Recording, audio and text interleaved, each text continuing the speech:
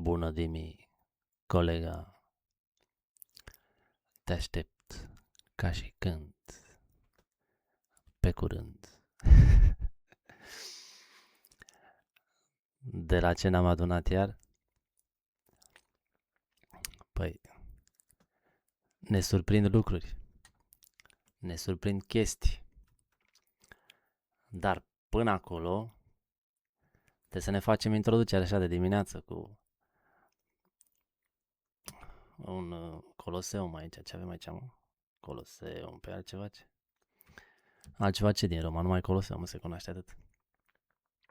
Acolo lângă, Arcul de Triunf, Constantin. Cum spuneam odată, Daci, Maiacana, nu prea știe lumea. Dar stai să nu o luăm cu Daci, că dacă ne ducem la Daci, ne mănâncă Daniel Roxin. Hai să reacționez la treaba asta și după aia intru în pâine, că trece timpul și avem multă treabă azi. Bună, Loredana! Bună, Ioane! Bine te-am găsit. Bună, Ioane! Bine, v-am găsit pe toți. Așa? Am să rog regia Da. să dea drumul La casetă. la casetă. Regia! Vezi că m-am dat cu parfum pentru tine, sunt... Bună, Dimi, colega! Te aștept ca din cer să-ți deschid microfonul la succes efemer. Dislocă din tine ca dintr-un idei geniale ce e bun. Ei te iubesc, dar nu oricum. Vlad, bună dimineața, suntem on air. Poate, mă, nu mai opri, ia zi. Aștept să îmi dai replici, să mă lași fără aer.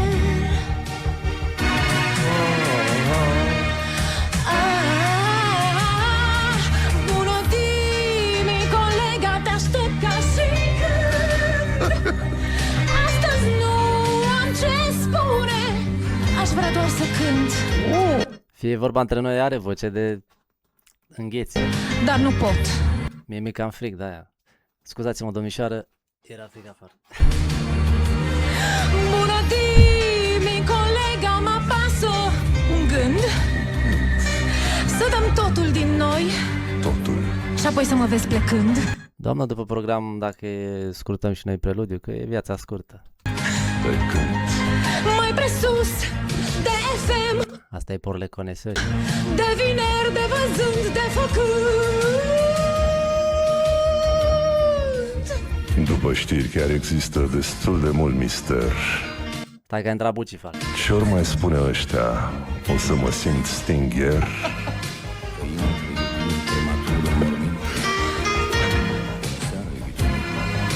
Bună, Dimi, colega. Bună, Dimi.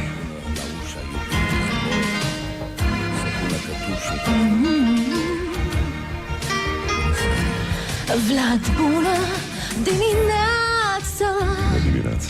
suntem Serios, zice? Palara. on air.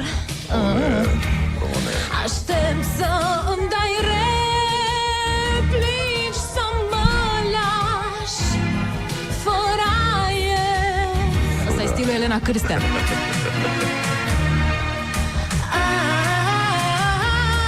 Bună, Dimi, colega, te aștept ca și când.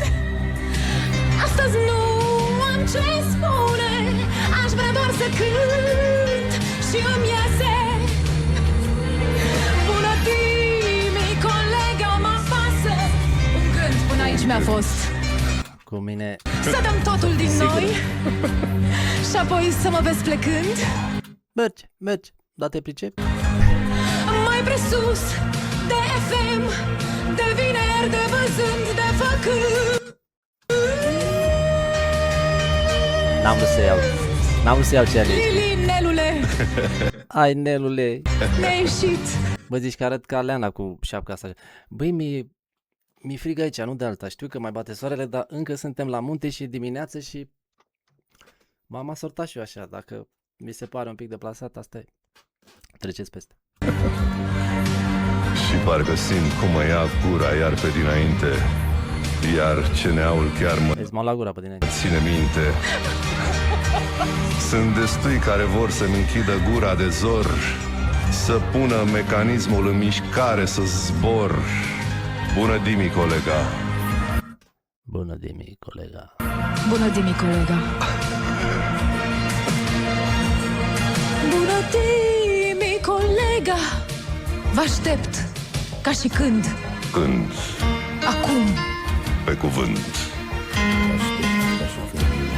oricând, pe pământ. Cât ți-ați închis radiourile? Sunt lipit, nu mai râde.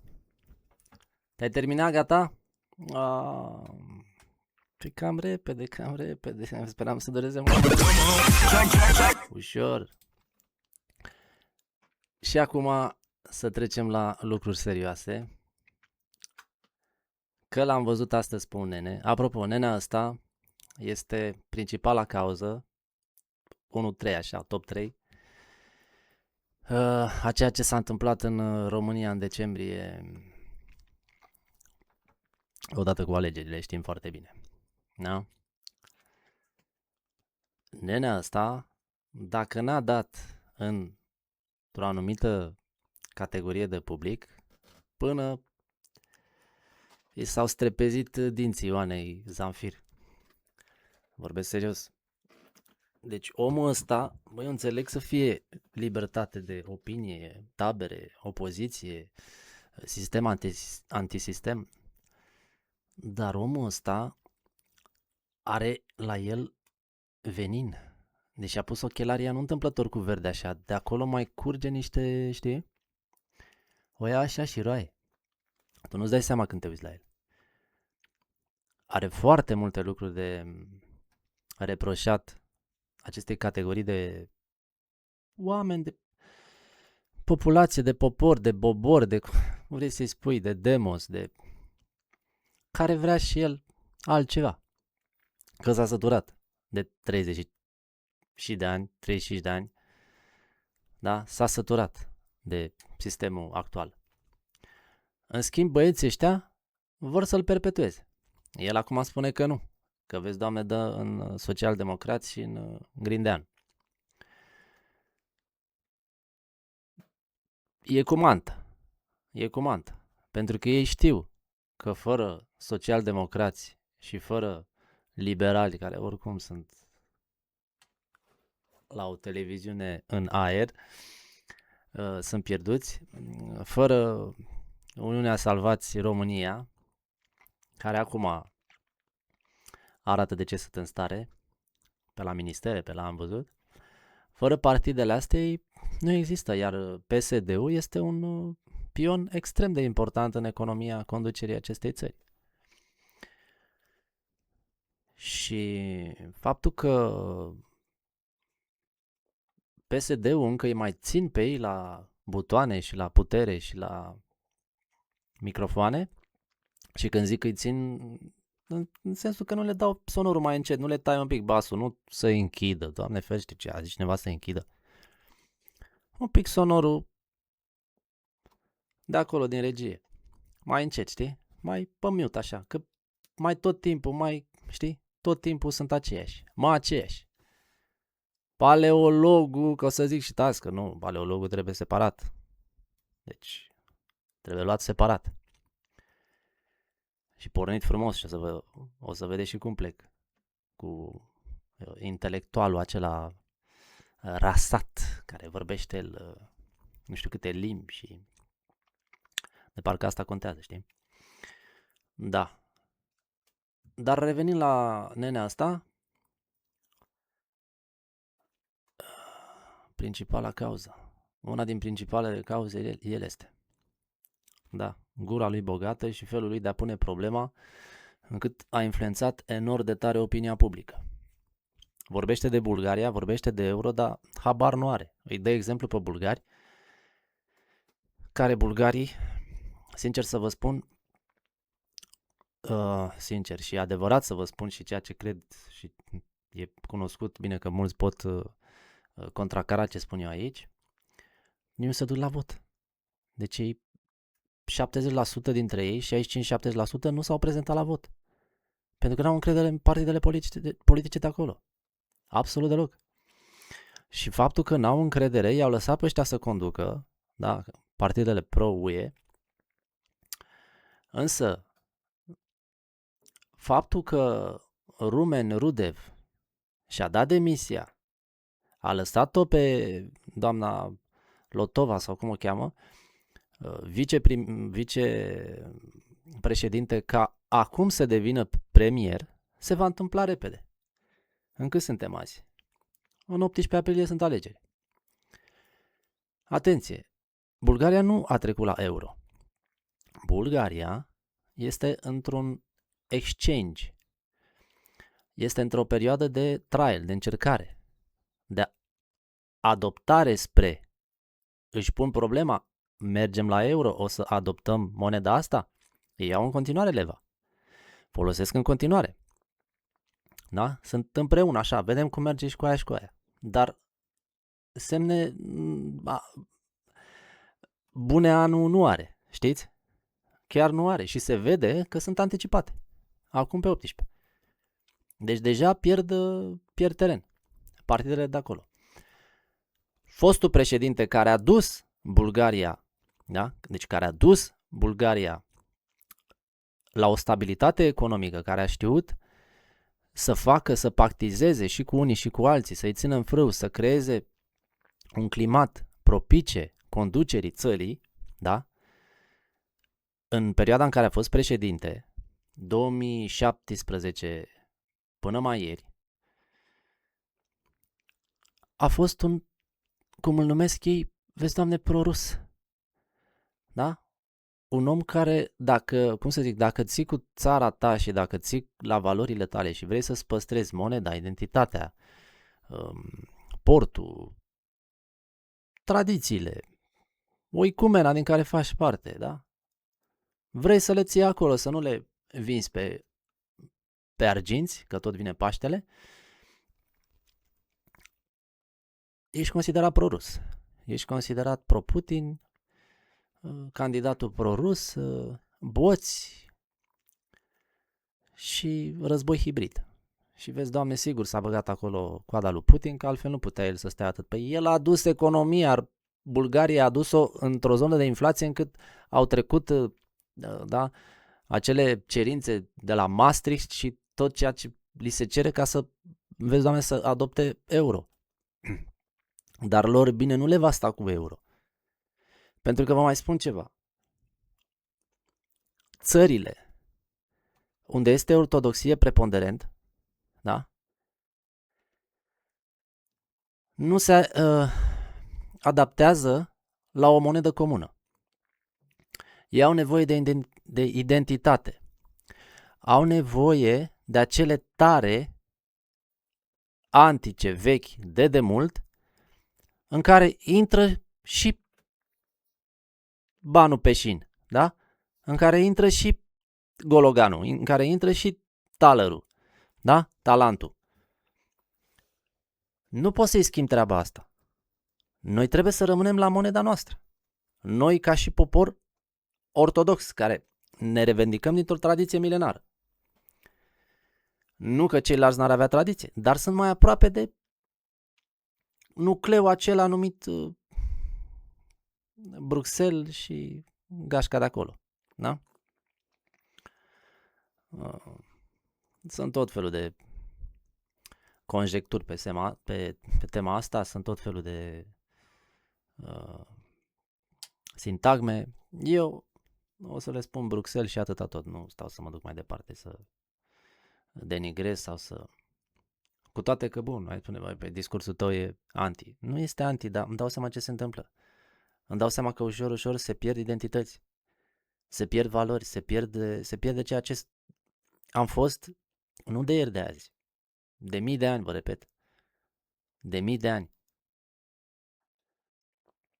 Și cu toate că am pornit așa într-o notă mai comică, mai erizibilă, să-i spunem, vedeți, facem ce facem și ajungem tot în nuanța asta de seriozitate.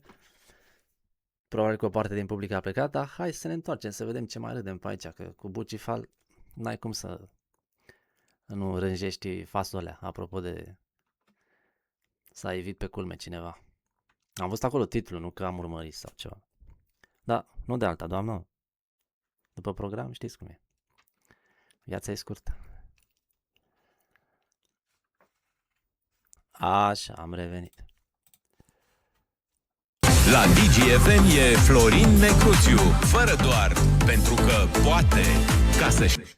Pentru că poate, tata, ai înțeles? Nu că e fără dar și poate. E pentru că poate și atât. Își permite. Cine poate interzice pe individul respectiv? N-ai cum. Îi spunem bună dimineața lui Florin Negruțiu și îi spunem că avem un subiect beton. Vom discuta despre Cristian Anton. Și despre Cristian Anton, dar în special despre șeful PSD-ului Sorin Grindeanu, care a fost întrebat despre relația cu fostul lui șef de cabinet Cristian Anton, care a primit și el o arestare preventivă de 30 de zile după ce au fost găsiți nici mai puțin, nici mai mult de 500.000 de euro. Asta e sumă, Florin. Bună dimineața! Bună dimineața! Ziceam ieri că dacă procurorii DNA s-ar duce la toți șefii domnului Anton să le numere cutiile de pantofi, Deci aceiași ochelari are, nu știu dacă are mai multe perechi, dar aceiași ochelari de când îl știu eu, de când l-am văzut odată pe sticlă, aceiași ochelari. Zic așa, nu că îi place culoarea verde. Culoarea, v-am spus. rezolva problema deficitului bugetar al României în 24 de ore. Cinste, cred. Pentru că, îți dai seama, domnul Anton, săracul, număra acolo bătrânește, în limba bătrână, 1, 2, 3, câte 2 ore pe seară tot bănetul ăsta. Mă gândesc că nu este singurul numărător de cash din România. El este doar un Anton. Un anume Anton. Acum o săptămână habar n-aveam că există domnul Anton, numărătorul de euro. Ce mă cu numele ăsta, Anton? Ce? De la partid. El în declarația de avere e destul de amărât, stă în chirie, de-astea, m-am uitat, vai de el. E amărât? E amărât. În declarația de avere, în acte, da. Păi ce face cu toți banii aia? Să nu spui că îi împarte. Poate îi strânge pentru studiile pe care probabil o să le fac copii. Îi strânge la Plugușor, nu? I-a luat cu La Sorcova. Sorcova, da. I-a luat cu... Aș vrea să-i văd pe ăștia la putere, să văd eu cum fac ei curățenie printre toate sinecurile și toți așa zi și inși care, vezi, Doamne, sug sângele și veninul poporului român. Da? Chiar aș vrea să-i văd. Că așa de mult vorbesc și așa de mult își dau cu părerea și tare mecă ar palma o mare parte din societate și tare mecă le-ar ține spatele, cum nu vă închipuiți. Cu Sorcova. Asta a spus și domnul Sorin Grindeanu. Sper că e nevinovat, că a strâns banii aia din Plugușor. Dar stai să vezi că a mai zis ceva, a mers cu domnul Grindeanu. iepurașul. Știi că după ce l-au reținut 24 de ore pe domnul Anton, A intervenit Oana. acum i-au dat arest. Da, Preventiv, i-au dat, pentru 30 i-au de dat. zile. Hai să-l auzim pe domnul Grindeanu. Eu când am venit la Ministerul Transporturilor, am încercat să... Și fac Caterinca asta pe care, vezi, Doamne, încerc să o fac și eu aici. Dar numai că la mine e așa un pic și o nuanță mai serioasă. La ei e numai bășcălie și adevărul într-o singură direcție. Îmi găsesc colaboratori cu care am interacționat în trecut și pe care îi cunoșteam. L-am cunoscut pe Cristian Anton din Timișoara, fiind timișorean, și mai era ceva. Lucra în cadrul Ministerului Transporturilor. Eu am venit ministru la finalul anului 2021. El era acolo de prin 2012. Nu l-am adus eu. Tocmai pentru că domnul Anton a fost șeful dumneavoastră de cabinet, nu ați avut niciodată suspiciuni că ar fi implicat în fapte de corupție? Nu. Vă asigur că dacă aș fi avut ceva de acest tip, aș fi acționat. N-am avut. N-am de ce să ascund lucrurile, așa au stat. N-am de ce să fug. Nu am încălcat legea. Cine încalcă legea N-am în un ban România, să vă arăt, n-am un Dumneavoastră ce bănuț să vă țineți arăt. acasă în cutiile de pantofi? Prețul la litru de motorină, 12 lei. Aveți multe cutii. Da, care toate au în acest moment Da, găsi știre, mă. Prețul la litru de la motorină, în cutiile de la pantofi. Și de asta vorbește toată emisiunea. prețul la litru la motorină, de 12 lei. Băi, vă nu înțelegeți, mă, că dacă dați în PSD, dați în voi, tolomacilor. Ce-a dat-o. Da, îți dai seama că într-o țară mai, nu știu, sau în alte timpuri, domnul Grindeanu n-ar mai fi fost plin de aplomb și de poante Cioace, da. și și-ar fi dat demisia. Dar tu îți dai seama, din Să ai 2012 omul... Să ai un șef acolo. de cabinet care era mufat la 5 Surse de venit. surse de venit, 5 țuțuroaie ale statului, pus de cine? De domnul Grindeanu. De unde ducea lunar legal acasă 10.000 de euro. Pe lângă asta mai avea un part-time, număra banii de șpagă. E singurul? E singurul? Of, aș vrea să vă văd la putere nici măcar un mandat, aș vrea să vă văd 2 luni. Seara. Ce face? Și domnul Grindeanu face pe Niznaiu. Adică el crede că am venit pe Dâmbovița ieri. Cu toții suntem niște proști. Noi nu înțelegem, domne. Domnul, nu știam. Nu de aici, Nu știam. Era nu pus știam. acolo din 2012. Știu eu ce căra el în sacoșele alea, știu eu ce avea el în cutiile de pantofi. Mergea el cu o cutie de pantofi, știi? Tot timpul după el trăgea o cutie de pantofi. Dar nu l-am întrebat niciodată ce întreb eu ce este în Presupus cutia că de sunt pantofi a Adidas și omului. de sală. Adidas și de sală. Face sport, era și un tip sportiv, știi? Nu prea arăta sportiv, dar pe mine m-a amuzat motivația Oana e cea mai salvată din emisiunea asta. pentru care l-a luat, că era deja Ministerul Transporturilor, deci l-a luat pe Anton pentru know-how. Băi, mă amuză atât de tare când pesediștii fac pe proștii. Știi? Adică ei au impresia că dacă ei bagă capul în nisip, nu-i vede nimeni. Deci nu le vede nimeni corpul ăla buhăit, mare, știi? Repet, dați în PSD, dați în voi.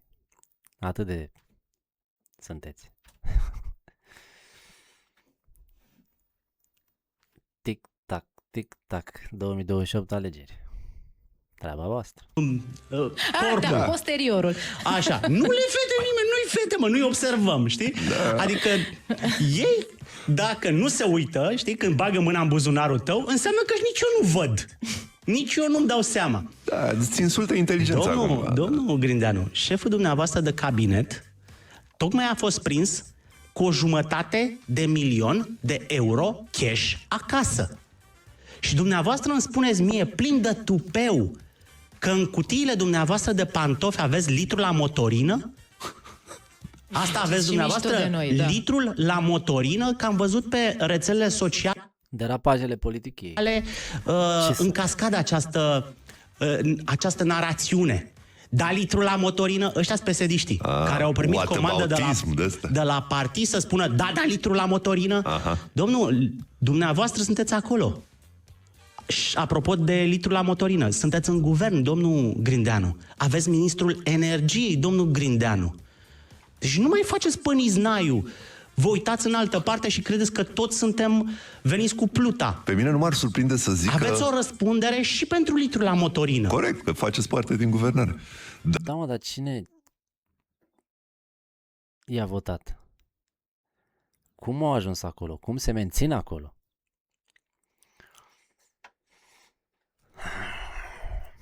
După cum vedeți, eu sunt apartheid, așa sunt. Deci n-am nicio afinitate neapărat cu vreun partid. Da, observ și mă uit așa pe scena politică, că e un pic așa, nu să crezi că stau să analizez ce a zis Xulică la ora 20. Nu, inevitabil îți apar în feed și tot te lovești. Cum îi mențineți acolo? Că voi îi mențineți. Voi. Da, electoratul care a decis altceva. N-ați avut cu cine să faceți majoritate și acum vă luați de ei? Ce e asta, mă? Cina cea de taină? Da. Așa cum aveți o răspundere și față de oamenii pe care i-ați adus în jurul dumneavoastră. Și ce să vezi, în jurul dumneavoastră, chiar omul care vă căra servieta e un tip despre care procurorii spun că a luat șpăgi de sute de mii de euro. Dar dacă o să dovedească și o să spună, domne, eu aveam 10.000 de euro pe lună din 5 joburi și banii ăștia sunt bani adunați din salariul meu. E Păi posibil da, să o dea stai așa. așa puțin, 10.000 de euro. Hai să vedem. Cât ți-a găsit? 500.000, ia. Da, din ăștia 50 de luni. 50 de luni fără să fi cheltuit nimic. S-a trezit Oana, ai văzut cum s-a uitat așa cu ochiul ăla de... Știi, femeie care se simte păcălită în familie. Dar cu banii mei ce ai făcut? 50 de luni. Da. Nu, procurorii spun că 100.000 din aia 500.000 erau Ai băut toți banii, porc. sigur din șpagă. Eu cred că aici e destul de clară povestea, pentru că există o urmărire de câteva luni. Îți dai seama că i-au plantat microfoane în casă. Da. El a căzut pe tehnică. Ei l-au înregistrat în timp ce număra cu voce tare banii. Adică el, încă o dată, bătrânește. Da. El număra bătrânește pentru că partidul n-a investit în Dar digital. ce vă miră, mă, frate? Ce vă miră? Băi, ce vă miră? Sunt aceiași oameni. Ce vă miră? Ce vă miră? Nu asta e ideea. Ideea este cum îi susțineți acolo, cum îi mențineți acolo, că voi îi mențineți. Nu eu. Digitalizare în anii ăștia. Să ia, domnule, o casă de aia de... O mașină de Aparat de numărat bani. numărat bani. ca la casele de schimb. Nu i-au luat, mă, pentru că Am sunt tot... sortat Oana pentru tine, vezi? Dar mă că mi s-a închis. Sunt pregătit. După program? Știi, pe vechi, birocrat. Analog. De vor că decât Analog. să numeri Way înainte de somn, mai bine numeri bani. Da. Sau poate avea asta o pasiune de asta arghirofilă, îi plăcea la pipăit, îi plăcea să-i mângâie, știi? Sunt oameni. Pentru că eu l-am văzut, el avea o manie de asta, era puțin obsesiv-compulsiv, ai văzut? El număra banii și așeza pe culori, îi punea la dungă, în rastel, acolo, cum pun eu șosetele în sertar, și cămășile, el punea euro. Fișicurile, știi? 50 galben, 100 verde, verde la verde, galben la galben, Frumos. legat cu țichii, cum se numește asta? Așa? Elasticul ăla, da. Elastic. Asta, în zona asta se numește așa. În partea cealaltă, în Muntenia, parcă îi spun șoricei, așa. Da. Era plăcerea lui. Era plăcerea omului. Poate el a refuzat, poate domnul Grindeanu a zis, hai domnule să facem și noi digitalizare în corupție. Știi? Ministerul Digitalizării, că au avut și ei acolo. Sunt fonduri europene. Și apoi... Apropo de digitalizare, am înnebunit cu subiectul ăla pe care l-am postat ieri și nu știu dacă sunteți la curent, dacă vă uitați și acolo cine se uită. Probabil că o mână de oameni hiperinteligenți, evident. Digitalizare în România, băi, mai trebuie să treacă, nu știu, mai trebuie să treacă peste noi timpul, să se întâmple ceva, deci orașe, intermunicipii nu colaborează, nu se adresează cetățeanului, nu-l notifică, nu-i spun, vedeți mă, că cum am eu cazul ăsta, cei de la Bistrița funcționează pe un model, cu ștampilă cum era odată. Cei de la București funcționează pe un alt model, s-a schimbat. Te duci acolo, nu mai poți să nicio ștampilă, totul este digital. Vin băbuțele alea de 90 de ani cu plasele în mână, mai că vreau să fac și eu să-mi plătesc impozit, să-mi plătesc. Mama, e digital, ia bun, stai și o vezi pe femeia că începe să-și instaleze aplicația și are un asistent care îi spune ce să facă. Mă, e posibil așa ceva? Mă, și o aplicație greu de survolat, greu de accesat, de totul este greu la ea, tot. Nu e friendly using așa deloc. Dacă mie mi-a pus probleme, dar am stat 7-8 ore să fac niște poze, pune cu buletin și am buletin din ăla vechi. Poate de asta nu le-a plăcut de mine, nu știu. Că am vorbit nu știu cum. Păi stai mă, tu îmi iei pozele, mă? Îmi iei cum vorbesc sau îmi iei pozele? Ia mă frate pozele, ce te interesează, fă-mi poze la buletin, îți dau datele, ce vrei să-ți dau? Ce vrei să-ți dau? Pe mama din camera cealaltă, ce vrei să-ți dau? Știți? Băi că lucruri de-astea.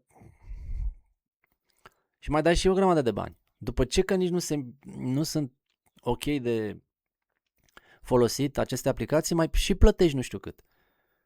Și nebunești cu nervii. Să stai 8 ore? Să aplici pentru o radiere?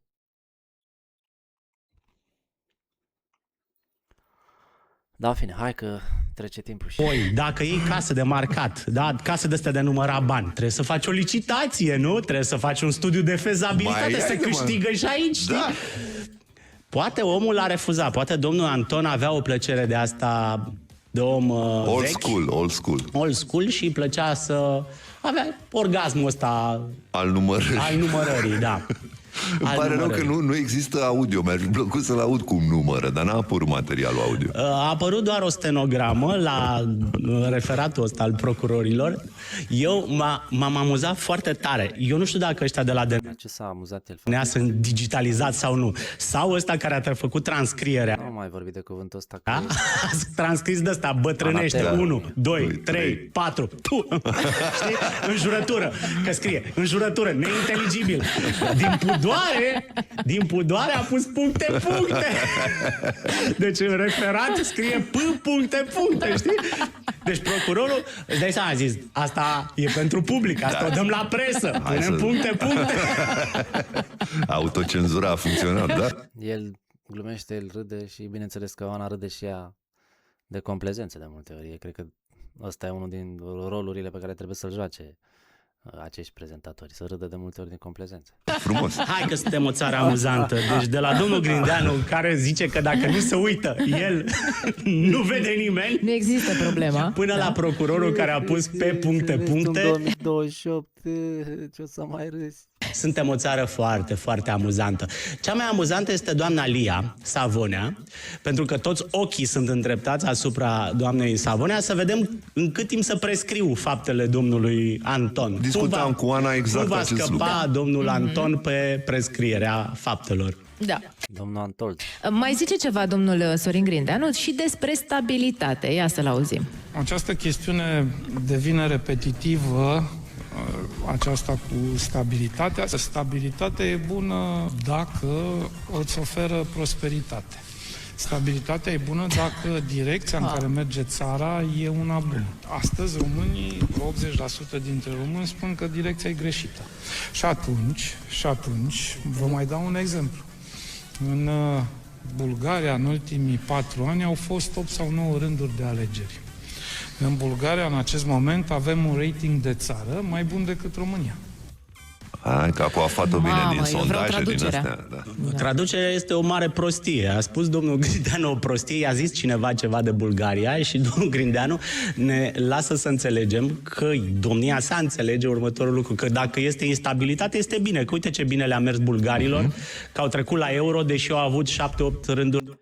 N-au trecut la euro, încă. Urmează alegeri pe 18, repet, pentru cine n-a văzut începutul emisiunii. Acum, pe 18 aprilie, da? Pe 12 este Paștele și pe 18 urmează alegeri. După aia se va schimba direcția. Or să facă switch. Acum merg așa, în paralel. Euro cu leva. Știți cum va fi după 18? După ce or să piardă democrația acolo? Așa o să ia euro. Știi? Ca un tren de la care îl tragi la depou. Nu au cum să funcționeze. Eu am fost în Bulgaria, că este o țară în care, sincer, mi-e foarte ușor să ajung și am fost mai de mult, că nu mă duc, vă dați seama, v-am spus cum trăiesc, nu sunt genul să ies, aia, sunt rar, am fost, rar, odată am fost, că rar, odată am fost la ruse, atât.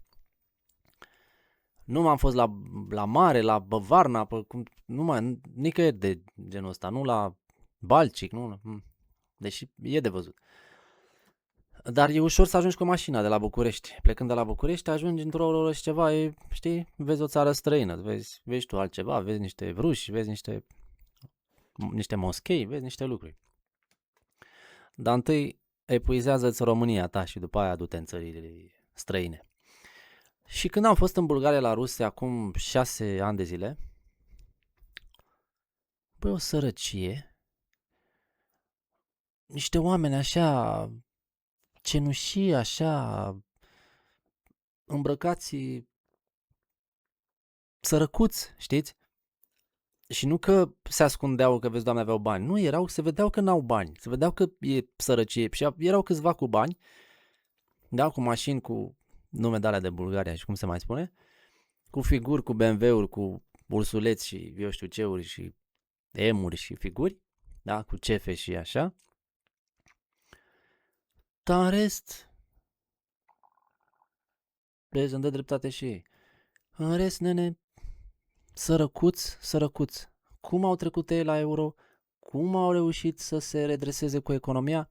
Asta să ne spună domnul Negruțiu, că cel care a condus și a fost președinte în perioada în care oamenii ăștia au avut parte de tot felul de investiții, de tot felul de, da, o redresare și să zicem așa, au îndeplinit acele condiții de a trece la euro. Dar nu înseamnă că neapărat o duc bine, înseamnă că acolo s-a făcut ceva comerț, s-a investit ceva, dar nu înseamnă că eu o duc bine. Înseamnă că se face ceva profit, se exportă profit. Probabil că dacă mă duc din nou în Bulgaria, probabil că o să văd oameni săraci în continuare. Da? PIB-ul nu reflectă neapărat health-ul și, cum să zic, banii omului din cont, cărămida din buzunar.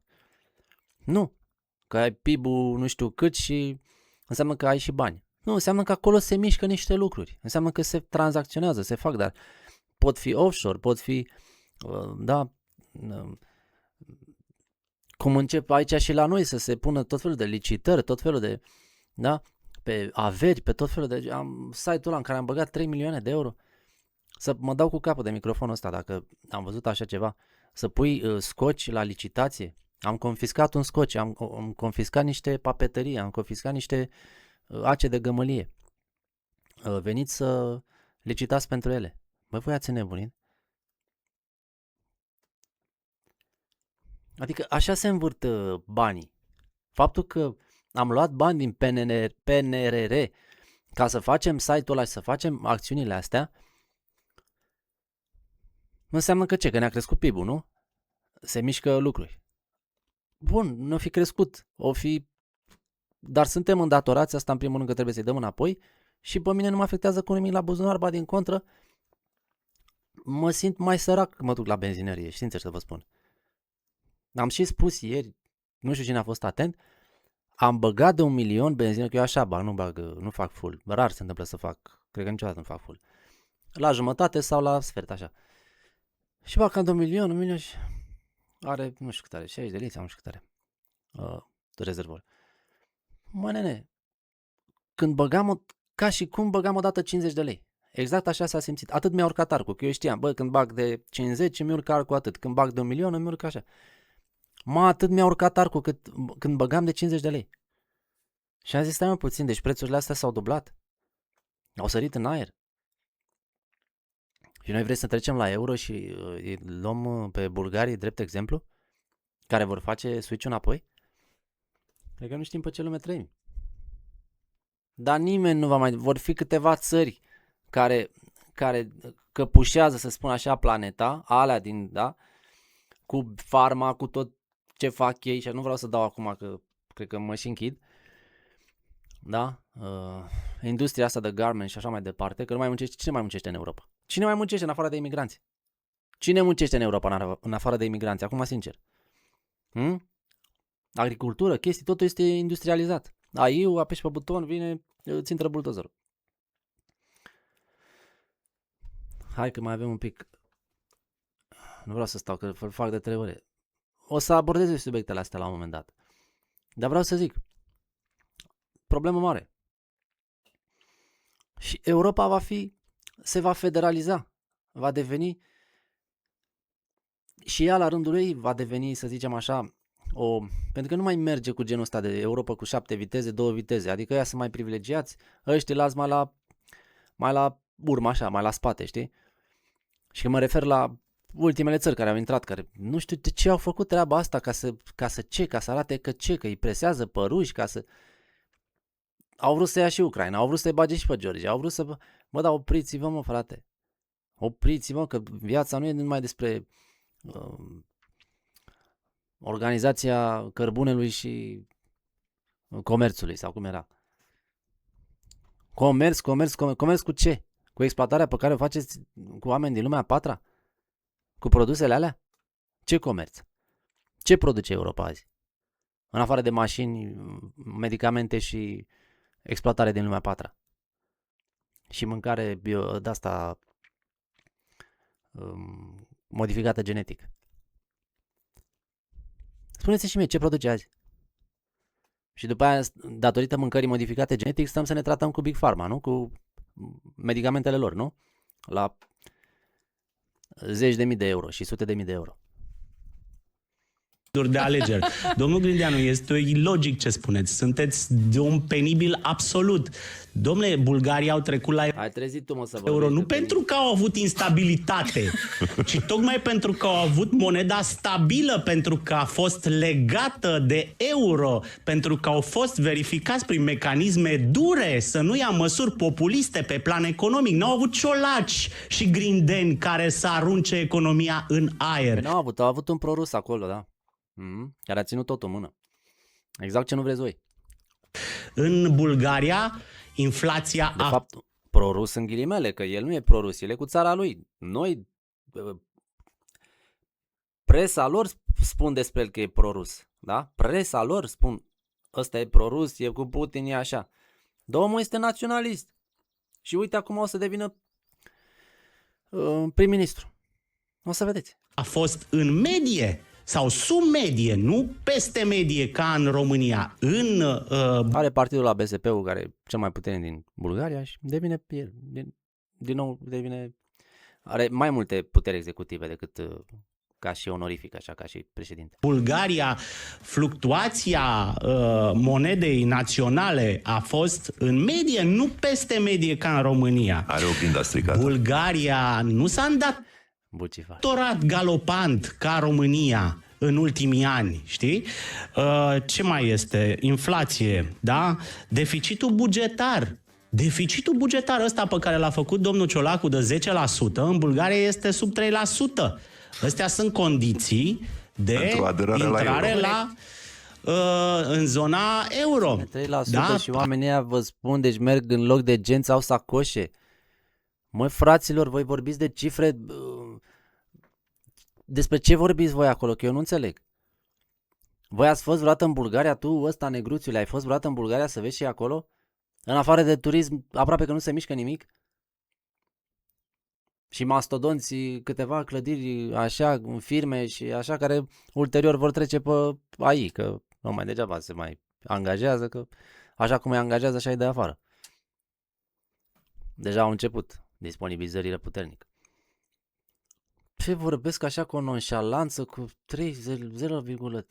Nu ți mă rușine, mă. Adoptarea monedei euro. Și noi sunt săraci lipiți, vă spun sincer, săraci lipiți, mi-era mie rușine de ei. De rușinea lor, de ce era atunci. Și acum e la fel. Nu bifăm nimic din toate criteriile alea. Și dacă le-am bifat pe toate, oricum ar trebui să așteptăm încă 2 ani pentru a... Este un... Până mai așteptăm noi, uite așa e, pe pâine, la revedere. Da? A plecat cu trenul din Franța. Uniunea Europeană. Nu va mai fi affordable și fezabil pentru nimeni să mai intre așa yes man în Uniunea Europeană. Absolut pentru nimeni. Absolut. Și tonul va fi dat chiar de țările alea cele mai de vârf. O să vedeți din 2027 ce se va întâmpla în Franța. Un mecanism... Iar Germania, dacă nu avea mesajul ăsta pro-nazist așa și foarte ușor asociat, acolo s-ar fi schimbat multe lucruri, pentru că nemții nu suportă cât suportă, dar la un moment dat li se pune și lor capsa, știți? Se numește RM2 se numește mecanismul ăsta, trebuie să stăm moneda trebuie să stea minimum 2 ani în acest mecanism RM, să nu se, știi, să n-aibă fluctuațiile astea pe care le vedem în România la fiecare decizie politică, știi? Pentru că la noi a crescut euro, nu? A scăzut moneda națională euro la alegeri. Țineți minte, când s-a dus peste 5, mi-a stat inima la casa de schimb. I-a stat inima, mă, că mai avea să câștige, nu, candidatul din partea AUR. I-a stat inima. Și acum cât este euro? Întrebare. A scăzut sub 5? Nu știu, la ora asta, dacă ne uităm, a scăzut sub 5? Sau e peste 5? Acum nu-ți mai stă inima? Cum ai funcționat cu inima stătut așa de atâta timp? În săptămâna aia. Deci, ca să conchidem. Vă rog. Bulgaria Am conchis eu deja. Este mai conchis. în euro, a trecut la euro, nu pentru că a avut instabilitate N-a trecut la niciun euro. Numai prostii vorbește. politică, ci pentru că a avut stabilitate. Este în perioada de probe. Încearcă, vrea să vadă cum e. Nu înseamnă că a trecut la euro, vrea să vadă cum este. Hai mă să vedem cum e și așa. Poate vin mai mulți investitori, poate se întâmplă ceva. Dar ei nu au cum să mențină moneda aia pentru că acolo este sărăchie luchie, ca să știți. Cum vorbeam odată, me from the past. Sărăcie lucie, asta este acolo. State fiscal-bugetară. Adică exact ce ne lipsește nouă, exact ceea ce nu au făcut guvernele PSD-PNL în ultimii ani. Pe nivelul nostru de trai e mai mare decât mai bun decât al lor. Noi ne permitem mai multe decât ei acum. Sincer vă spun. Și posibilități, haine și tot ce putem să facem noi astăzi. Te duci acolo, e un mall în tot orașul ăla și dita mai orașul și ce... Zici că e o mică Veneția, așa, e frumos. Rusia e frumos. Da. Na. Nu, Grindeanu. Da. Ați înțeles? Sau facem un desen? Da, litru de motorină e 12,8 lei. Da. Păi nu știu dacă se aude, dacă ai capul băgat în pământ ca struțul, oare se aude până acolo? Asta e la întrebarea, știi? Nu știu. Grindeanu are niște trăsnăi, transmite de-astea niște trăsnăi în aer, în eter, având impresia că toți suntem reduși mental, mă. Da, mă, tu ești, mă. Tu ești foarte evaluat așa, evoluat mental, tu ești. Ce aveți dumneavoastră ce aveți în cutiile de pantofi? Eu am litru la motorină. Mamă. Super. De ce? De ce nu este... Și e și supraevaluat, de fapt, asta am vrut să zic. Supraevaluat și evoluat. Asta am vrut să zic, de fapt. Bine, de ce nu este bine să avem stabilitate? Păi uite, bulgarii au avut instabilitate și au trecut la euro. Doamne, este ilogic. Omul este o colecție de enormități. Adică ar fi bine vreo 8 rânduri de alegeri și pentru noi. Da. Să avem, să trântim guvernul. Deci eu cred că în ritmul ăsta domnul Grindeanu o să-l ajungă în curând pe domnul Georgescu. La prostiile pe care le debitează solemn și senin. A intrat pe firul Este divin. seren. Domnul Grindeanu este seren. Este într-o zonă de asta, de beatitudine. Pe măsură ce se apropie de momentul impactului... Nu vreau să comentez nimic din ce spune despre candidatul respectiv, dar vă spun un singur lucru. Călin Georgescu, față de oamenii ăștia, este într-o altă sferă ontologică. El se mișcă în alte spații. Dacă înțelegeți ce vreau să transmit prin asta, bine. Da? E o altă sferă ontologică, e un alt Weltanschauung în care el se mișcă. Da? Are alte paliere, are alte culoare pe care traversează. Oamenii ăștia sunt într-o altă lume. Așa cum și marea majoritate a societății. Iar el a venit cu acel tip de discurs și a șocat cumva, adică cum mai există așa ceva, cum mai putem achiesa la așa ceva, mai există când totul este bășcălie și mișto și bucifăreală și știți? Atât zic. Mai departe nu mă duc cu analiza, nu e momentul acum să vorbesc eu despre Călin Georgescu și despre discursul său. Poate vreodată o să fac, nu zic nu, dar nu e momentul acum. Dacă vreți să fac asta, scrieți-mi în comentarii.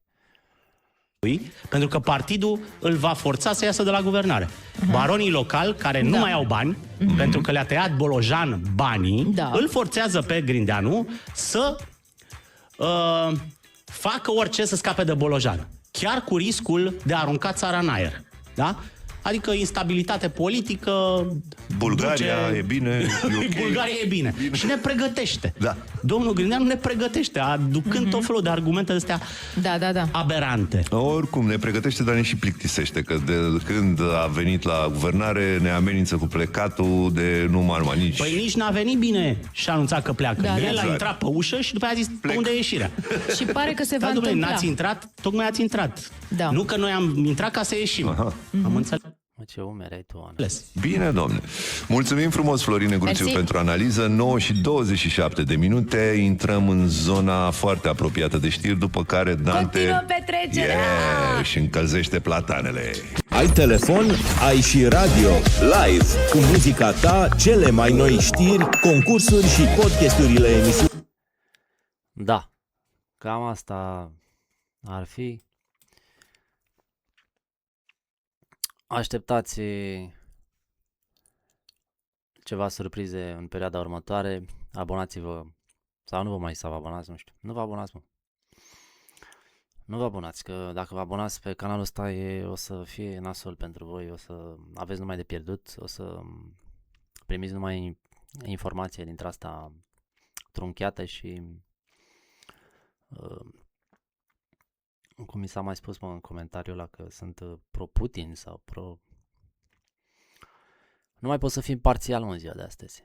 Știi? În ziua de astăzi nu mai poți să fii imparțial, să încerci să tratezi, să vezi și așa, să vezi tabere, pentru că trebuie să fii plasat, să fii aruncat într-o tabără. Obligatoriu. Nu ai dreptul. Trebuie să fii plasat într-o tabără. Cum îți permiți să fii împotriva noastră? Pe asta e la mine, că eu sunt greu de apucat. Pe mine e greu să mă arunci într-o sferă. E foarte greu. Cu toate că ți-e ușor din afară să-i da, mă, e cu ea.